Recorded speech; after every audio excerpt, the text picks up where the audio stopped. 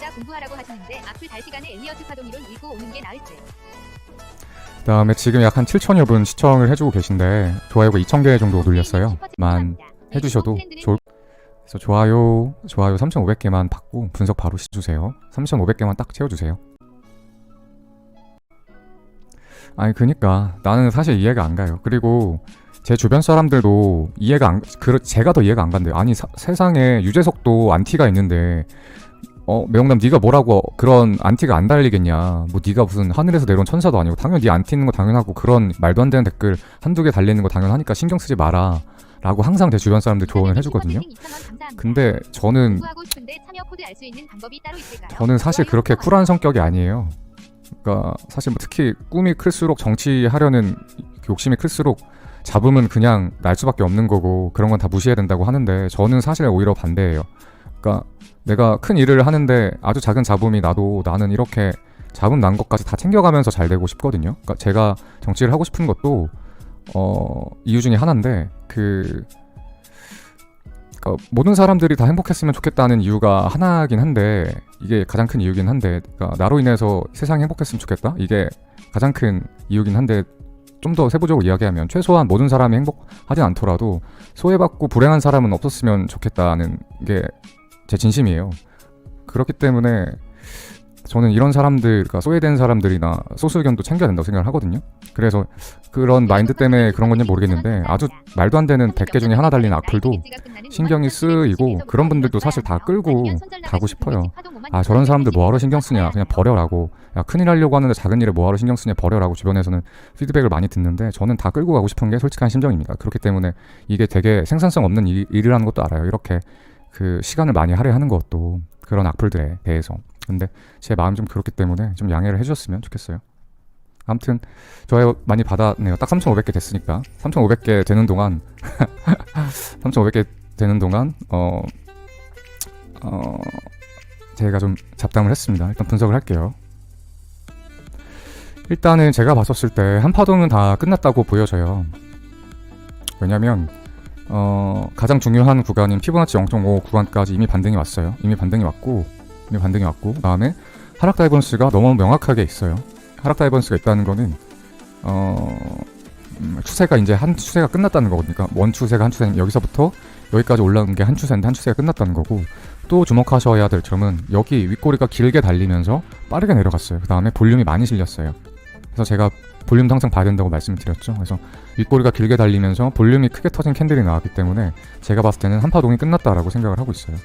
그래서 이게 이제 두 관점으로 나뉘어요. 첫 번째에는 상승 관점인데 지금 제가 한번 말씀드린 것처럼 피보나치 찍었었을 때 최소 618까지는 떨어질 거예요. 최소 618까지는 저는 무조건 떨어진다고 생각을 하고 있어. 이 근방까지는. 근데 중요한 건 그러면 618을 찍고 이대로 그냥 위로 올라가느냐 또는 618 찍고 반등이 나왔지만 또 떨어져서 약 한 382 구간 피보나치 382 구간까지 다시 떨어지느냐 이 문제가 남아있거든요. 1번과 2번 이 두 가지 문제가 남아있어요.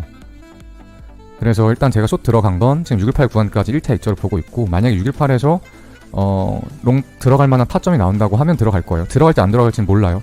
이게 차트가 떨어질 때 어떤 식으로 떨어지는지에 따라서 여기 롱 들어갈지 안 들어갈지가 다르거든요. 그래서 저는 대응을 할 거고 일단 떨어지면 숏 2절은 무조건 할 건데 롱 들어갈지 안 들어갈지는 모르겠어요. 근데 차트를 봐서 반등이 나오겠다 싶으면 근거를 가지고 롱을 들어갈 거고 롱을 들어간 이후에 반등이 왔었을 때 반등 파동이 임펄스로 명확하게 나온다고 하면 롱 들고 간 걸 계속 들고 가서 여기 고점을 깰 때까지 들고 와서 이 라인 이 정도 가격까지 가져가서 입절을 할 거고 그렇지 않고 여기가 임펄스가 이 구간이 안 나오고 ABC가 나오고 빠지려고 한다고 하면 다시 롱 탔던 걸 입절을 때리고 밑에서 내려와서 382 부근에서 재매수를 할 거예요. 물론 382가 왔다고 무작정 롱 타지 마시고 떨어졌을 때 명확하게 ABC 파동을 그리고 이게 535 ABC 예를 들어서 335 ABC가 나오는데 여기가 임펄스가 하나 둘 셋 넷 다섯 이렇게 나온다. 그러면 롱 타면 좋겠죠.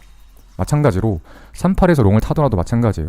38에서 롱을 타면 당연히 여기까지 올라갈 거라고 생각을 하고 롱을 타는 거긴 한데 올라가다 또 꺾일 수도 있거든요. 그렇기 때문에 항상 해야 되는 건 뭐다? 타점을 잘 잡고 들어갔으면 적당히 올라갔었을 때 반 입절하고 반 여기서 번절해야 된다. 이거 꼭 기억하세요 여러분들.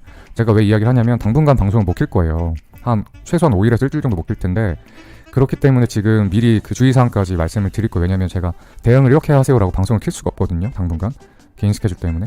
그래서 꼭 기억하세요. 381 구간에서 무조건 뇌 빼고 롱 치지 마시고요. 만약에 이런 식으로 ABC가 나와서 떨어졌는데 A파동, B파동, C파동, C가 임펄스가 이렇게 나와서 명확하게 5파동 카운팅 된다 이러면 믿고 롱 들어가셔도 돼요. 그러면 반등 올 확률 되게 높거든요. 일단 그렇게 하셔야 되고, 두 번째 반등이 왔었을 때 여기가 임펄스면 익절할 필요 없이 쭉 들고 가셔도 되고, 여기가 임펄스가 아니면 한 반 익절 해놓고 좀 관망하다가 떨어졌었을 때 여기서 반 본절 하시는 전략을 꼭 펼치셔야 돼요. 그래야 손해가 절대 안 나거든요. 이렇게 해야 수익만 나고 손해가 안 납니다.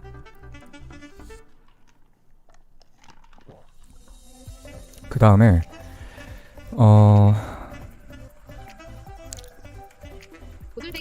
이게 일단은 떨어졌다가 다시 반등이 와서 위로 올라간다는 가정하에 말씀드린 첫 번째 시나리오고, 두 번째 시나리오를 말씀을 드릴게요.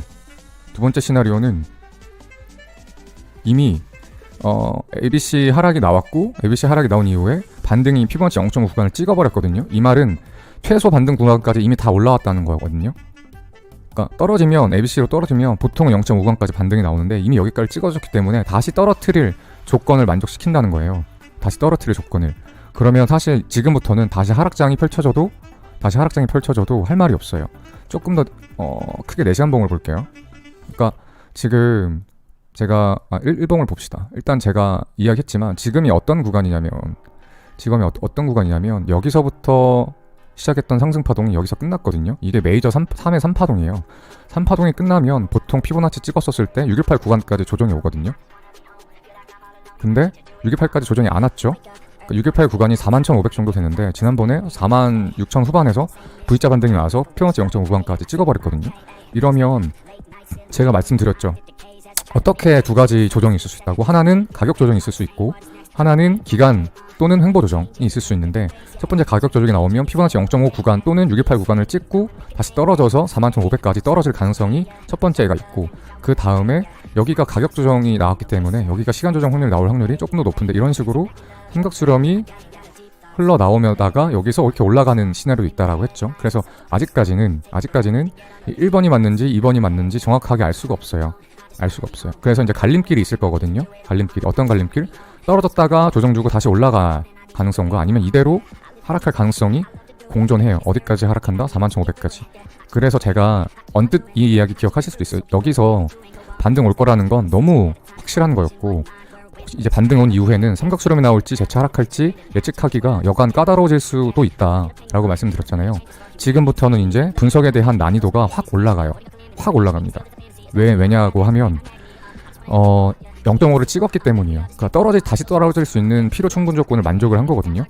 그래서 가격 조정이 나올 수도 있고 삼각수렴이 나올 수도 있어요. 근데 다만 이제 확률상은 삼각수렴이 조금 더 높아 보여요. 왜냐면 여기가 ABC로 가격 조정이 나왔기 때문에 여기는 그 엘리어트 파동상 요대 법칙 때문에 기간이나 횡보 조정이 나올 가능성이 높거든요. 근데 중요한 건 그게 무조건이라는 게 아니에요. 말 그대로 확률이 높다 뿐이지 아닐 수도 있어요. 그러니까 가격 조정이 나올 수도 있고요. 가격 조정과 기간 조정이 나올 수도 있고요. 기간 조정과 가격 조정이 나올 수도 있고, 기간과 기간일 수도 있어요. 근데 가격과 가격, 기간과 기간은 잘 안 나오고, 가격 기간이 이렇게 교대로 나올 확률이 더 높거든요. 확률적으로. 제가 봤을 때 어느 정도로 높냐면 한 70% 이게, 그다음에 이게 한 30%. 둘 다 가격 조정이 나올 확률도 30% 돼요. 또는 둘 다 기간 조정이 나올 확률도 30% 되거든요. 그렇기 때문에 이제는 확실히는 알 수 없어요. 삼각수렴의 확률이 조금 더 높아 보이지만 그 조금 더 높은 확률 가지고 무조건 나는 여기서 롱 탈 거야 라고 하긴 좀 힘들거든요. 그래서 차트가 흘러가는 걸 보고 대응이라는 걸 할 수가 있어요. 예를 들어서 아까 얘기했죠. 이게 베스트 시나리오는 뭐냐면요, 이게 618까지 떨어져서 A 파동을 만들고 ABC로 올라간 다음에 임펄스를 그리면서 381을 찍어주는 거예요. 이러면 완벽하게 ABC가 나오면서 여기에 상승 밸런스가 걸리거든요. 그럼 여기서 롱을 타면요, 아마 이렇게 올라갈 확률이 굉장히 높아요. 이렇게 나와준다라고 하면 굉장히 높고, 그때 여기서 롱을 탄다라고 하면 혹시나 여기 임펄스 나온 걸 확인하고 들어갔기 때문에 혹시나 반등 왔다가 또 떨어서 지옥을 가더라도 여기서 매수하고 약익절하고 다시 본절하면 절대 손해는 안 봐요.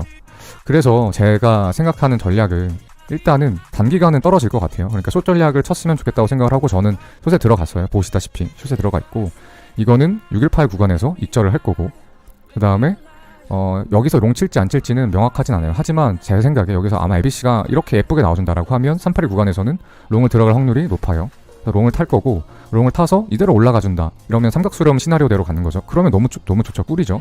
여기 수익 많이 볼 거잖아요. 그래서 이렇게 할 거고, 근데 여기서 롱을 탔는데 여기서 다시 ABC가 나오고 자빠지는 모습이다라고 하면 그러면 약익절하고 여기서 본절을 할 거예요. 그 다음에 여기가 뚫린다고 추격수는 안 때릴 거예요. 또는 여기가 뚫린다고 해서 추격수는 안 때릴 거예요. 차분히 기다렸다가 차라리 41,000대까지 기다렸다가 여기서 41,000대에서 롱 포지션을 들어가고 여기서 다시 알트코인을 확 주울 거예요.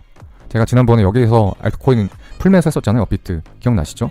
지금은 이제 거의 다 익절을 날렸어요. 지난번에 제가 12억치인가? 정확하게는 기억이 안 나요. 지난 영상 보면 알겠지만 거의 풀매수 때렸거든요. 근데 지금은 총 매수가 4억 7천밖에 안 되죠. 그 다음에 총 평가 금액이 5억 6천. 그래서 미실현 손이 8,400만원. 그래서 대부분 익절을 했어요.